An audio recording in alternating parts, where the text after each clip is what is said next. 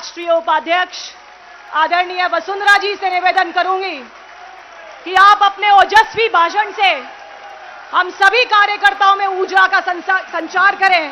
आदरणीय वसुंधरा जी।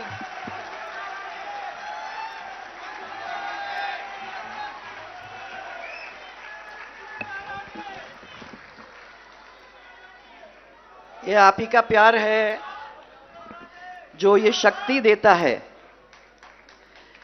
कि हम लोग मिलकर आपको, आपके परिवार को, हमारे परिवार को, ये सब जो बैठे हैं उनको अपने आप में उतारकर इस राजस्थान को किस तरीके से सही रास्ते पे सबके परिवार को मजबूत करते हुए सबके क्षेत्र के अंदर आप सब कार्यकर्ताओं को जगह देते हुए यह संकल्प लेकर हम आगे बढ़ना चाहते हैं, जिस संकल्प के साथ हम एक नए राजस्थान की कल्पना फिर से कर सकें। यहां उपस्थित हमारे मंच के ऊपर हमारे राष्ट्रीय अध्यक्ष नड्डा जी, हमारे प्रभारी श्री अरुण सिंह जी, हमारे प्रदेश अध्यक्ष श्री जोशी जी, केंद्रीय मंत्री और चुनाव के प्रभारी हमारे श्री प्रहलाद जोशी जी,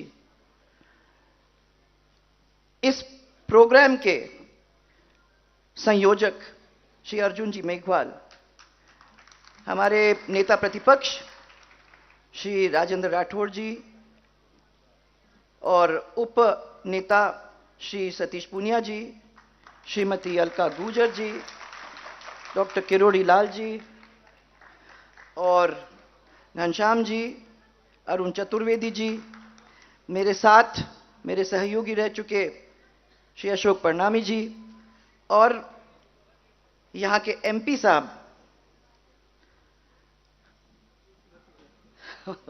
हमारे एमपी साहब श्री बोरा जी, और साथ में हमारे पूरे राजस्थान के परिवार से सब लोग जो आए हुए हैं उन सबको मेरा प्रणाम। संकल्प, मुझे याद है कि जब भी चुनाव अपने होते हैं तो हम लोग घोषणा पत्र लिखते हैं। उस घोषणा पत्र के अंदर हम वो चीज डालने की कोशिश करते हैं जो हम समझते हैं, सोचते हैं आप चाहते हो। एक समय था तब जब हम ही सोचते थे और उसको लिखते थे। पिछले चुनावों में हम लोगों ने कोशिश की कि आपके बीच में हम जाएंगे, आपके इलाके में हमारे मौजूद कार्यकर्ताओं के साथ हम बैठेंगे और उन कार्यकर्ताओं के साथ बैठकर उनसे पूछेंगे कि इस क्षेत्र के अंदर कौन सी चीज है जिस चीज को अगर हम घोषणा पत्र में डालते हैं, 5 साल सरकार हमको मिलती है, तो उस 5 साल के अंदर कौन सी चीज है जो आप चाहते हो हम कंप्लीट कर सकें। तो मुझे याद है जब हनुमानगढ़ जाने का हुआ तो सबने मेरे को खेत पे ले जाके बताया, ये देखो पानी, सब दूर पानी फैल रहा है, हम लोग खेती कर नहीं पा रहे हैं, ये खरा पानी है और इसकी वजह से कई हजारों बीघा हमारी बिगड़ चुकी हैं। सेम कहते हैं इसको, और इस सेम से हमारे को छुटकारा चाहिए, इसकी मदद आप करवाएं। मुझे याद है कि उसको हम लोगों ने अपने घोषणा पत्र के अंदर डालने का काम किया और आप लोग हनुमानगढ़ के जो भी यहां बैठे हुए हैं, आप लोग जानते हो कि हम लोगों ने उसको स्टडी करने के और जब सरकार अपनी बनी तो करोड़ रुपए वहां लगाकर उस सेम की बीमारी को ठीक करने का काम किया। इसी तरीके से आपके जगह जगह पे हम गए और जहां जहां लोगों ने कहा, जैसे हमारे ईस्टर्न राजस्थान की तरफ जब हम गए, ये तो पूरी कहानी थी सब पूरे डिविजन्स के अंदर, परंतु जब ईस्टर्न राजस्थान में गए तो ईस्टर्न राजस्थान वालों ने कहा कि हमारे यहां तो बिजली की बहुत हालत खराब है। ऐसा इलाका है जहां रोड भी नहीं बने, जहां इतने सालों से कोई आता भी नहीं है देखने को। ये मानते हैं कि एक ऐसा इलाका है जहां हमको किसी से चिंता करने की जरूरत ही नहीं है। यहां अगर आप रोड बना दो, यहां अगर बिजली दे दो, यहां अगर पानी दे दो, तो पहली बार ऐसा होगा और यह क्षेत्र आपका ऋणी ही नहीं, यह क्षेत्र फिर आपका अपने आप को अपना आपका परिवार जैसे मानेगा। यहां वो भी बैठे होंगे। मुझे याद है कि सपोट्रा के अंदर मुझे कहा कि यार रोड क्यों बना रहे हो। मैंने कहा सपोट्रा के लोग जुड़ेंगे कैसे, जब आपने मांग की है और अगर हमने वहां रोड बना दिया तो कल वहां के रोड भी तो सोचेंगे कि कोई और है जो हमारे बारे में सोचता है। यहां खाली बदमाशी करने के लिए एमएलए नहीं बनता, यहां काम करने के लिए भी एमएलए बनता है। सपोट्रा का रोड बना, गंगापुर से निकला पानी, हम लोगों ने कोशिश की बामनवास तक वहां पहुंचाया, आपके वहां बावली में पहुंचा जहां बावली में था ही नहीं पानी इतने सालों से। ये बहुत सारे इलाकों के अंदर पानी जब पहुंचा तो लोगों ने कहा कि वाकई में भारतीय जनता पार्टी ने जो उसके अंदर लिखा था वो करके हमको दिया। वादे बहुत आसान होते हैं भाइयों करने में, और जब कांग्रेस वालों से जब हम मिला करते थे, कई सालों की बात है, तो मेरे को ये कहते थे कि आप लोग क्यों इस चीज में फंसते हो, सच बोलने की जरूरत थोड़ी है, राजनीति तो ऐसी है जिसमें दो चार झूठ बोल देने चाहिए, और दो चार झूठ बोलने के बाद जब सरकार अपनी आ जाती है उसके बाद देखा जाएगा क्या होता है। हमने तो हमेशा उनको कहा कि जो हम कहते हैं उसको हम करके दिखाएंगे, हमारी आदत नहीं है ये काम करने। और आप लोग सब अच्छी तरह से जानते हो कि जब हमने आपको उस समय कहा कि हम बिजली लाके आपको देंगे, तो पहली दफा राजस्थान के अंदर बिजली का डिवीजन हुआ और घरेलू बिजली 22 घंटे तक लोगों को अपने घर के अंदर मिला। वो क्यों मिला? वो इसलिए मिला क्योंकि हमने अपनी माताएं बहनों की आवाज को सुना था।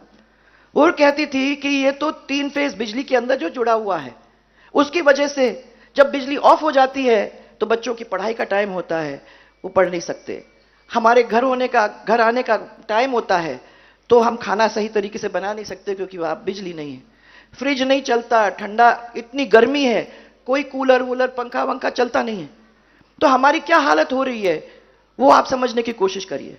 उसकी वजह से हम लोगों ने वो घरेलू बिजली की लाइन बनाई, आपको याद होगा, और घरेलू बिजली की लाइन बनाकर 22 घंटे बिजली दी, आपका फ्रिज चला, आपके पंखे चले, आपके बच्चे पढ़े, और जब ये सब खेत से आते थे उनको आराम करने को भी समय मिला। ये 22 घंटे का काम हम लोगों ने करके दिया वादा करने के बाद। इसी तरीके से हमने कहा था कि आप लोगों को 6 घंटे बिजली हम 3 फेज की देंगे, हमने दी। इसी तरीके से हमने कहा था कि जो 3 horse power, 5 horse power, 7 horse power की जो मोटर्स वगैरह हैं, ऐसे लोगों को हम लोग साल में 10 से 11 हजार रुपया माफ करने का काम करेंगे। और छोटे छोटे जो है उसमें तो यही समझो कि इतने में तो पूरा का पूरा आपका बिल पेमेंट हो जाता है। तो जो लोग, गरीब लोग जिनको बिजली की जरूरत थी और जो खेत में उसको इस्तेमाल करते थे, 11,000 से ज्यादा उनका बिल नहीं था, उस बिल को माफ करने का हम लोगों ने काम किया। फिर मेरे पास, मुझे याद है जब हम लोग वो लिख रहे थे घोषणा पत्र, उस समय जब बात कर रहे थे आप लोगों से, तो सब लोगों का कहना था कर्जा माफ। याद है? कर्जा माफ। मैंने आप लोगों के साथ बैठ के उसको प्लान बनाने का काम किया। हम लोगों ने सोचा इसको कैसे आप तक पहुंचाएं, 10,000, 50,000, क्या आप चाहते थे, उस हिसाब से हम लोगों ने कर्जा माफ किया। पर हम जानते थे कि कमर्शियल बैंक का कर्जा माफ हो ही नहीं सकता है। हम लोगों ने अपने बैंकों से करवा कर आपको सर्टिफिकेट देके वो काम करवाया। ये जब आए तो सबसे पहले आपको बोले कितने, 1, 2, 3, 4, 5, 6, 7, 8, 9, 10 दिन के अंदर आपका कर्जा माफ हो जाएगा। हम भी जानते थे और मुझे लगता है कि आप में से भी बहुत सारे लोग जानते थे कि हो ही नहीं सकता। संपूर्ण कर्जा कैसे माफ हो सकता है सेंट्रल बैंक का, और जो आपके जो कमर्शियल बैंक्स हैं उनके कर्जे माफ कैसे होंगे भाई? किसी ने सोचा? बाद में जब सब हो गया, तब जब मैं उनके पास गई, मैंने कहा ये क्या? उन्होंने कहा साहब आपका तो कर्जा माफ हो गया था, सोचा हो सकता है। मैं कहा ऐसे मत सोचो, इसके बारे में बहुत गहन चिंतन करने की जरूरत है, क्योंकि जो काम हो ही नहीं सकता वो कर ही नहीं सकते। परंतु क्या हुआ कि विकास का काम रुक गया। हम लोगों ने 2 कदम आगे लिए थे तो 2 कदम हमको पीछे भी लेने पड़े, क्योंकि इस सरकार ने जो काम किया नहीं किया है वो आप लोग सबको अच्छी तरह से मालूम। पीने के पानी की किल्लत, सिंचाई की पानी की किल्लत, वादे करने में इतने आसान था, कोई प्रॉब्लम नहीं थी भाई, परंतु उसको जमीन पे लाने का काम कहां हुआ है? रेवड़ी बांटने का काम, मैं शब्द नहीं इस्तेमाल करती, रेवड़ी छोड़ो। वादे जो किए हैं इतने सारे आपके सामने किए हैं, हम तो टेलीफोन भी बांट रहे हैं, हम पैसे भी कर रहे हैं, हम सब कुछ कर रहे हैं, पर तो किसने सोचा कि राजस्थान के पूरे खजाने को खत्म करने का काम इस तरीके से कर रहे हैं कि सरकार अगर उनकी वापस आ जाती तो वो खुद ही मुसीबत पे होंगे, और नहीं होगा तो ये ओपीएस, ये सब चीज जो उन्होंने वादे किए हैं वो किसी को मिलेगा कि नहीं मिलेगा ये मुझे नहीं मालूम। उनको क्या मतलब है? उनको तो मतलब इतना ही है कि बोल दो, कुछ भी बोल दो, अपने को तो जीत के वापस आना है, फिर उसके बाद देखा जाएगा। ये भारतीय जनता पार्टी ने कभी नहीं किया। जो बांध बने हैं वो आपसे पूछ पूछ के बनवाए थे, जहां पानी ले गए थे वो आप लोगों से पूछ पूछ के किया है, जहां छोटे इंडस्ट्रीज की मुसीबतें थी जैसे सरसों वालों की थी, उन सब के छोटी छोटी समस्याओं को बैठ के आपके साथ उनको सुलझाने का काम हम लोगों ने किया। और आज इसीलिए मैं आपको कहना चाह रही हूं कि बैठो, सोचो। जब अपना सुझाव आप डालते हो तो ऐसे सुझाव होने चाहिए जो सिर्फ मेरे लिए नहीं, मेरे गांव के लिए ही नहीं, मेरे उस क्षेत्र के लिए फायदा पहुंचाने वाले ऐसे ऐसी चीजें आप नोट करवाएं, ऐसे ऐसे सुझाव बनवाएं, ताकि वो काम जब एक साथ सातों के सातों डिविजन्स के अंदर होने लगता है तो राजस्थान एक नया राजस्थान बनकर ही रहता है। और असलियत है भाइयों, कोई भी कह दे हम तो नया राजस्थान बनाने चले, हम तो नया ये करने चले, हमने वादा कर दिया, नया राजस्थान ऐसे नहीं बनता। नए राजस्थान के लिए हम सबको मिलकर संकल्प लेना होगा, हम सब मिलकर लेंगे, क्योंकि मैं समझती हूं कि राज तो वही कर सकता है ना राजस्थान के ऊपर जो जनता का सोचता है। इसके बारे में आपको सोचना चाहिए। कभी कोई सोचे कि मैं तो राजा बन गया, तो वो राजा नहीं बनता जब तक वो प्रजा की आंखों के अंदर नहीं देखता, जब तक एक प्यार का धागा उसके साथ नहीं बनता, जब तक उसकी माता बहन और परिवार उनके साथ नहीं जुड़ती, जब तक उनको सबको विश्वास नहीं होता कि ये मेरे लिए आंसू बहाएंगे ही नहीं, ये मेरे लिए मेहनत करेंगे, ये खून के आंसू डालेंगे, ये मेरे लिए भागेंगे दौड़ेंगे, वो लोग हैं जिनको ये विश्वास देने के लिए तैयार बैठे।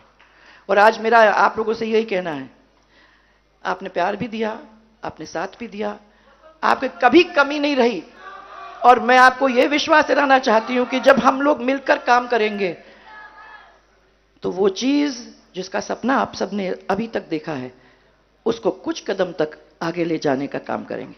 सो आपको मेरा बहुत सारा प्यार, सबको मेरा बहुत सारा प्यार, और भगवान से मेरी एक ही प्रार्थना है कि राजस्थान और राजस्थान के वासियों को आगे ले जाना ही होगा। हम सबके प्यार, हम सबकी पूजा, हम सबके प्रार्थना और हम सबके नारियल उसमें बंधे हुए हैं।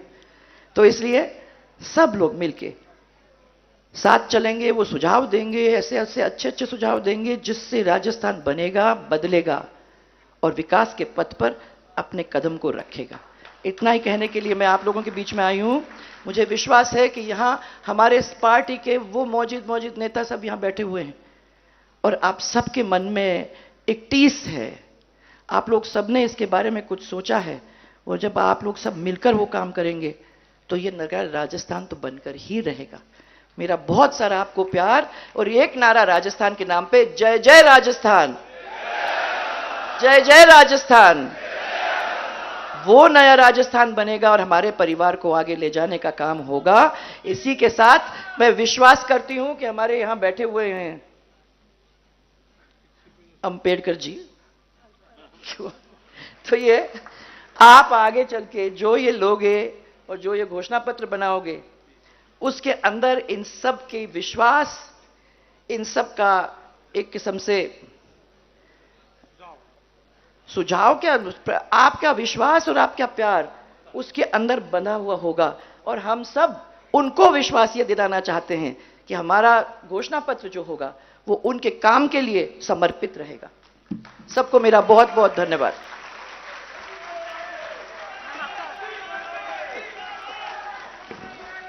आपका बहुत बहुत धन्यवाद मैम।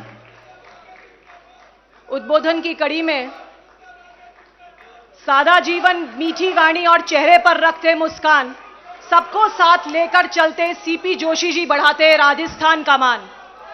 सरल सहज व्यक्तित्व के धनी हम सभी का नेतृत्व कर रहे आदरणीय सीपी जोशी जी को जोरदार तालियों के साथ मैं उद्बोधन के लिए आमंत्रित करना चाहूंगी। ओ भैया, भारत माता की, भारत माता की। आपका सुझाव हमारा